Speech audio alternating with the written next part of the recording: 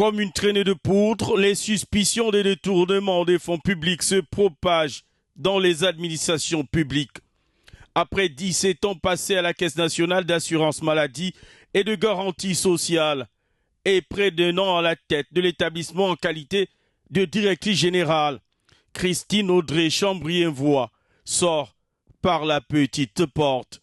Celle qui aurait fortement convoité le fauteuil pendant plusieurs années est soupçonnée de malversation financière. Comme un couperet, suspendu de ses fonctions avec interdiction de mettre pied dans les locaux. D'autres cadres ont également été embarqués dans le même navire, dont la présidente du conseil d'administration, Brigitte Anguilemba, qui n'a pas encore digéré la pilule.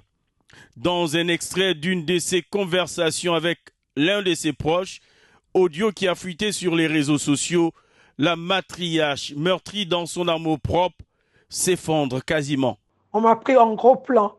En gros plan, je n'ai même pas volé un centime de la République gabonaise depuis que je travaille. Et voilà mon nom qui est associé. Ils savent très bien ce qui s'est passé.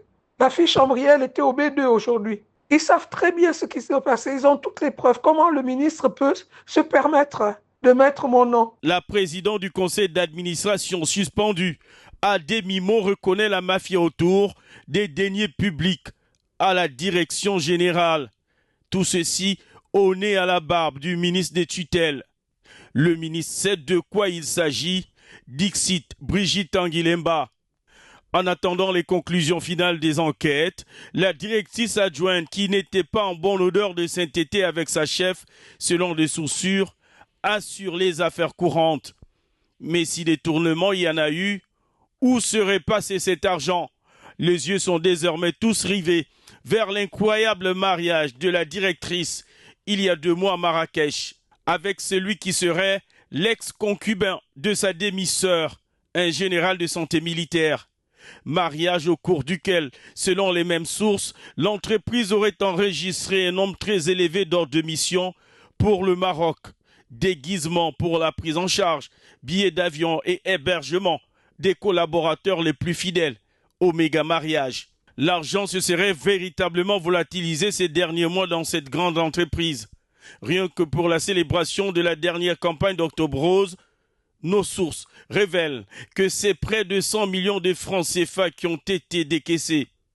Alors que depuis le mystérieux incendie au 2e étage du bâtiment abritant pourtant les bureaux de la direction générale en janvier 2024, le manque de rénovation des bureaux donne de la peine aux usagers, contraints de partir d'un bâtiment à un autre à la quête des services délocalisés.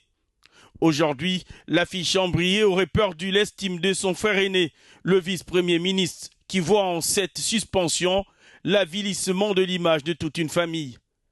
Elle, également, pourrait bien goûter à la morsure du mamba.